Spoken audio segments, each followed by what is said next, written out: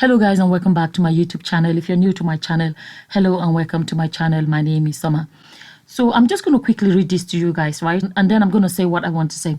So this is from Premium Times, and it says DNA confirms 3 children from my ex-wife, not mine, George. A judge of the Delta State High Court, Anthony Okoro-Das, has said DNA tests have recently revealed that he is not the biological father of 3 children from his marriage with his former wife. Mr. Okoro-Das, who was appointed a judge in 2018, disclosed this in a statement which he issued on Thursday, January 28. The judge, in the statement, which only circulated online on Monday, said his former wife, Celia, walked away from the marriage when the youngest child, now 17 years old, was just 6. He described the development as traumatic. He said he and his current wife had been wholly responsible for the well-being and education of the 3 children, 2 of whom are university undergraduates, since their mother walked away 11 years ago. Mr. Okoro-Das, who noted that he had had 4 children with his current wife, said he first got information from an anonymous source indicating that the 3 children were not his during the COVID-19 lockdown in April 2020. He, however, said he was only able to confirm the claim to be true through the DNA test in August 2020. He stated, "I have taken the decision to address the press in respect of certain traumatic developments that have arisen between me and my ex-wife, Barrister Celia Juliet Ototo, of the Ototo family of Ovum, Ndianagua local government area of Bayelsa State. It is now nearly 11 years since our separation and divorce. This press statement is important in order to prevent damaging speculations, half-truths and outright lies from persons who may want to cash in on the tragedy that has befallen my home. Sometimes during the coronavirus lockdowns, early last year, I received information from an anonymous source that indicated that the last of the 3 children from my previous marriage was, in fact, not my biological child. Due to the COVID-19 restrictions at the time, I had to wait until August 2020 to carry out a DNA test. The DNA test result, which came out in September 2020, confirmed that I was not the biological father of the child." He said following the result of the first DNA result, he convened a joint meeting in between his extended family on the one hand, the Ototo family of Uvum town, and the Agbagidi family of Yenagua town on the other side, where he confronted her with the paternity fraud allegation. He added, although she initially strongly insisted that I was the biological father, she has since confessed to having the child with another man during the course of our marriage. This repulsive act of my ex-wife prompted me to conduct DNA tests in respect of the 2 other children. A few days ago, the results came out. Sadly, none of them is my biological child. This abomination has caused excruciating mental trauma to me, my present wife, Barrister Mrs. Ebi Okoro-Das, and all the innocent children involved. 4 children from my current wife confirmed to be mine. He said following the development, his current wife had to agree to having DNA tests on the 4 children of our own marriage. Thankfully, the test results confirmed each of them to be my biological child, Mr. Okoro-Das added. I will not stop taking care of my ex-wife's children. He said despite the outcome of the DNA test, he would continue to see to the well-being and the education of his ex-wife's children. He stated, "It is important to state that Celia walked away from the marriage while her youngest child, who is now 17 years old, was just 6 years old. Since then, all of her children have lived with my wife, Abby, and I, and we have been wholly responsible for their well-being and education. Friends who are close to my family would readily attest to the fact that unless specifically informed, no one could tell that the children were not the biological children of my present wife. Abby and I will continue to support the children in any way that we can. Indeed, even after the release of the first DNA test result, which proved that I was not the biological father of the last child, we have continued to pay for his education in the private boarding school. The 2 other children are university undergraduates. The first, a female, will be a graduate later this year, and the second will soon enter his 4th year of study. We pray for them to overcome the trauma and become responsible citizens of our country. For Celia and her boyfriend or boyfriends, we leave them to their conscience. Before I say anything else, let me just say that I don't know why, but I think it would have been just to respect those children's privacy. I think this listing the village where they came from, I feel like that was too much information. I feel like, because it's easy to trace these children. People that know them would know that they are the ones that this thing is about. That's just one area I just wanted to address, where he was listing the name of the village and the name of the wife's family and stuff like that. I personally think that he should have left that out just for the privacy of these children. Like, these children are basically adults. Now they are finding out that the man that has always been their father is actually not their father. And we don't even know if their mother knows who their father is, because I don't know this woman, but I'm just saying, what if she slept with several people and she doesn't know which of them is which? Do you know what I mean? I wanted to, come here and share this. He had 3 children with his ex-wife, and none of them were his. At first, I was thinking maybe he couldn't get her pregnant and she didn't know how to tell him the problem was his, because we've heard about women that when they couldn't get pregnant in their marriage and they want to test to be sure if the problem, this we're talking about many years ago, they used to say some women go and try outside to see if the problem is with them or if the problem is with their husband. And then they go and try outside and then they find out, okay, I could fall pregnant outside.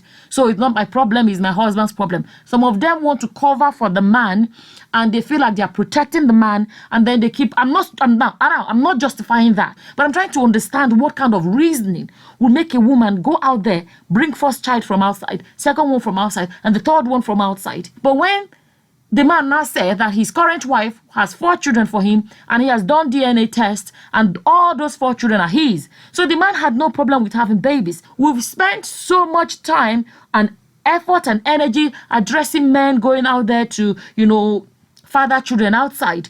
But in recent times, there's been so much coming true about women that are actually having another man's child or another man's children, other men's children at home for their husbands. We know of the one not too long ago about the woman that she had 2 children for the husband, a boy and a girl, and they just found out that the manager of the bank where she worked was the father of her children.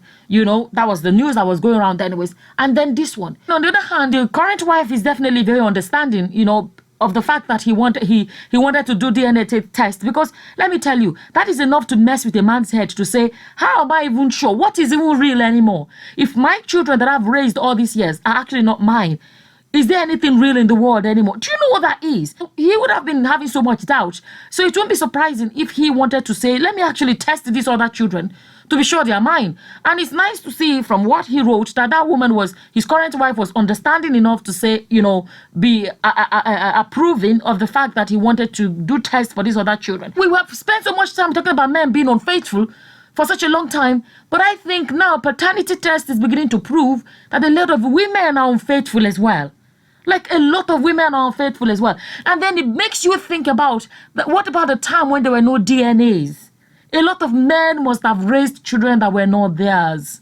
And a lot of men have left this earth without knowing that the children they raised were not theirs. Do you know how many families this like this have happened, but they don't know till now?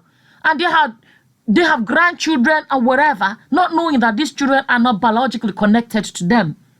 Like, can you imagine that? Sometimes I wonder, do these people that do this kind of a thing, do they ever think about the consequences for the children? Imagine these children now, how messed up their heads are going to be to know that the man that raised them, I understand how that man feels. I have to say this. When he started saying her children, I felt it because, imagine those children read this article and hear the man that has been their father, in quote, all these years, now referring to them as her children, like the children of his ex-wife. He said a few times that her children, we are raising her children. These children at their heads, they need, in a civilized society, they need a lot of psychological help. They need a lot of counseling because this is terrible. And I really hope such women can think about the effect of stuff like this in the life of their children. Hopefully she can show those children who their biological father is. Even if they never connect with him, at least she owes them that much. You know, sometimes some of these children may never bond with their biological father, but because they've already built a bond with this man that raised them, but she still, I feel like she owes them that much. It's bringing up this argument that some men are beginning to believe that at this point, DNA should be mandatory. I can't remember one of these. I think it was Davido that they made a post or something, and he said churches insist on HIV and sickle cell tests before people can get married. This point that DNA tests should be mandatory before the church do the dedication or naming ceremonies, because it's becoming a big issue. It's coming up a lot. And I don't blame a lot of men that are coming up and saying this. I don't blame them saying, you know, paternity tests now should be mandatory. So people are even saying that paternity test should actually be mandatory before birth certificate is issued. Because if a man's name is going on the birth certificate, he should be sure that is actually his biological child. Do you even know what it is for a man to raise a child up to university level, do all of those things, and then find out that that child is not his biological child? That is cruel. That is unfair. But anyways, I'm going to end this video. But before I end this video, I actually want to say this, right? About this paternity test, there's one area we have to be careful about. I do not believe that this particular thing I'm about to talk about, I do not believe it applies to this woman, because this kind of a thing cannot happen to somebody 3 times. Okay, now what do I want to talk about? I've worked in the area of maternity, like a maternity hospital, and looking after newborn babies and the mothers. And I have to say that, you know, here abroad, when the baby comes out, I don't know how it is in Nigeria right now. Baby comes out, the first thing they do, even before the baby comes out, you know, they have the fresh clothes ready, the diaper ready, everything the baby's gonna need as soon as they come out. Guess what else is mandatory that has to be dead ready the minute the baby comes out? Is a name tag. And this name tag is actually a tag that you can't just remove it and take it away. In the past, they used to be removable, but because of a lot of things that have happened, babies getting mixed up, they make them in a way now that they can be removed. So it's one on the baby's wrist and one on the baby's ankle. And they are made in a way that only on the day of discharge, it gets cut off with a scissors. That is how it's no longer a piece of paper or clip you can just remove. And the reason why this was invented was because in the past, babies used to mistakenly get mixed up. In the past, when the mother had a baby, they have a nursery where they put all the babies, and the mothers had a room where the mothers are recovering.